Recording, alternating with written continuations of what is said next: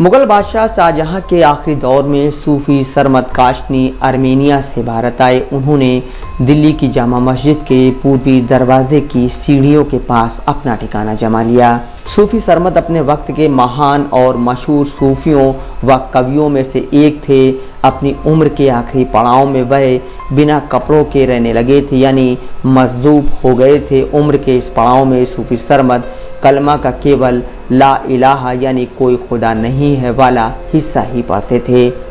मुगल साम्राज्य के काजी ने इसकी शिकायत की कि सरमद पूरा कलमा नहीं पढ़ते हैं। इसके जुर्म में औरंगज़ेब ने उन्हें कत्ल करने का फरमान जारी कर दिया।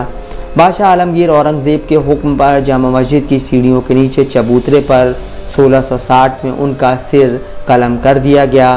कहा जाता है कि उनके सूफियाना विचार उस समय के बादशाह को पसंद नहीं आए, इसी वजह से उन्हें कत्ल की सज़ा मिली।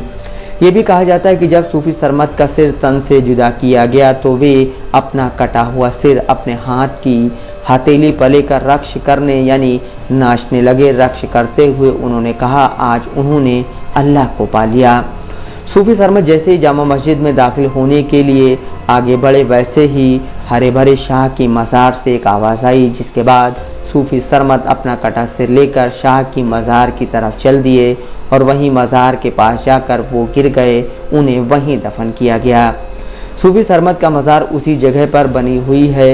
हज़ारों अकीदतमंद और मुरीद उनकी मज़ार पर आते रहते हैं। सूफी सरमद की ज़िंदगी के बारे में उस वक्त की किताबों में बहुत कम ही जिक्र मिलता है। इतिहासकार इरफान हबीब के मुताबिक सरमद की शायरी बहुत उच्च स्तरीय थी और वह बेहद साहसिक शायरी करते थे, जो बहुत संभव है कि औरंगज़ेब को पसंद न आई हो। सरमद का उल्लेख तज़किरा शूरा पंजाब में शरमद लाहौरी के नाम से मिलता है। मौलाना अबुल कलाम आज़ाद ने 1910 में हयात सरमद के शीर्षक से एक लंबा आलेख लिखा, जो बाद में एक किताब के रूप में प्रकाशित हुई।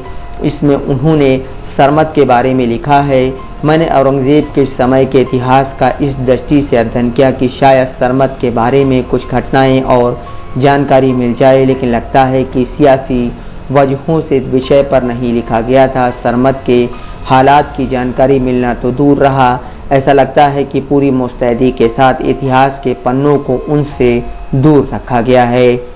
सूफी सरमद की ज़िंदगी और उनके बारे में सबसे विस्तृत उल्लेख दबिस्तान मज़ाहिब ही में मिलता है, जो सन 1655 में लिखी गई थी। उसके लेखक से सरमद की मुलाकात हैदराबाद में हुई थी। सरमद ने उस किताब के लिए यहूदी धर्म के बारे में एक विस्तृत अध्याय लिखा था। किताब के लेखक मीर जुल्फ़िकार अर्दिस्तानी ने अपनी किताब में सरमद की ज़िंदगी पर रोशनी डाली है।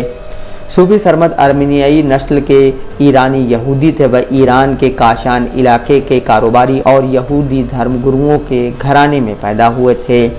उन्होंने युवावस्था में तौरात और इंजील का गहरा अध्ययन किया। ज्ञान की जिज्ञासा में वह उस समय के मशहूर इस्लामी विद्वानों मुल्ला सदरुद्दीन मोहम्मद शिराजी और फंदरेस्की के संसर्ग में आए। सरमद सूफीवाद और अध्यात्म से प्रभावित थे। शायद इसी वक्त में उन्होंने इस्लाम धर्म अपना लिया, लेकिन उसकी प्रकृति आध्यात्मिक थी। सरमद के पारिवारिक नाम का पता तो नहीं चलता। दबिस्तान मज़ाहिब के लेखक ने अपनी किताब में उनका परिचय मोहम्मद सईद सरमद के तौर पर कराया है। वह यहूदी धर्म और सूफियाना अध्यात्म का मिश्रण थे। वह आज की व्याख्या में किसी एक विशेष धर्म के खाने में फिट नहीं बैठते। सूफी सरमद लाहौर और हैदराबाद होते हुए दिल्ली पहुँचे। उस समय तक एक सूफी के तौर पर उनकी शोहरत फैल चुकी थी। वह एक मजदूब यानी बेहोश व हवास ब्रह्मलीन की तरह रहते थे। सूफी सरमद की शायरी में इश्क हकीकी यानी सच्चे प्रेम का जिक्र मिलता है। उन्होंने किसी सूफी सिलसिले या विचार की बुनियाद नहीं रखी, लेकिन उन्होंने भारत के आध्यात्मिक विचारों और विकास में निश्चित रूप से एक महत्वपूर्ण भूमिका निभाई है। औरंगज़ेब के बादशाह बनने के बाद दाराशिकों पर कुफ्र का इल्ज़ाम लगा और उसका सिर कलम कर दिया गया था। कुछ किताबों में दाराशिकों के एक ख़त का उल्लेख मिलता है, जो उसने सरमद को लिखा था।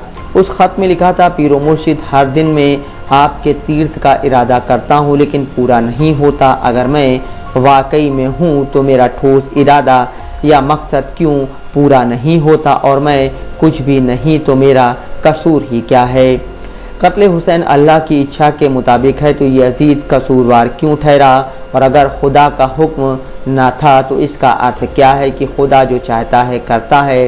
इस्लाम के पैगंबर काफिरों के खिलाफ जंग लड़ते थे, लेकिन कई मौक़ों पर इस्लाम की फ़ौज को हार का सामना करना पड़ा था। क्यों? उलमा कहते हैं कि यह एक सबक था, लेकिन जो लोग अपने व्यक्तित्व में पूर्ण हैं उनके लिए सबक की क्या ज़रूरत थी। सरमद ने एक लाइन में इसका जवाब लिखा, मेरे प्यारे दोस्त, हमने जो कुछ पढ़ा भूल गए सिवा ज़िक्र महबूब के जो बार बार करते हैं। उस वक्त सल्तनत के काजी को यह पता चला कि सरमद जब कलिमा पढ़ते हैं तो सिर्फ ला इलाहा पढ़ते हैं और इसके आगे पढ़ने से रुक जाते हैं। काजी मुल्ला अब्दुल कवी ने जब इसकी वजह उनसे पूछी कि इसके आगे क्यों नहीं पढ़ते तो सरमद ने जवाब दिया, मैं अभी नकार के स्तर तक ही पहुंचा हूं। जब खुदा का दीदार कर लूँगा तो स्वीकारने के लिए पूरा कलिमा पढ़ूँगा।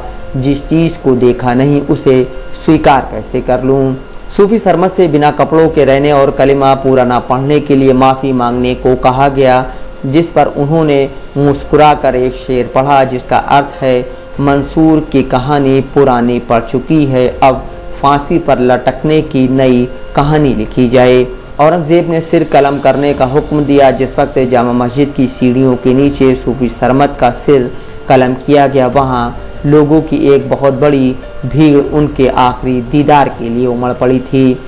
मौजूदा वक्त में अब उस जगह पर सूफी सरमद का मज़ार है जो इतिहास के इस महान सूफी संत के किरदार की याद दिलाता रहता है। Mohammad Asim Siddiqui, Dastak live news.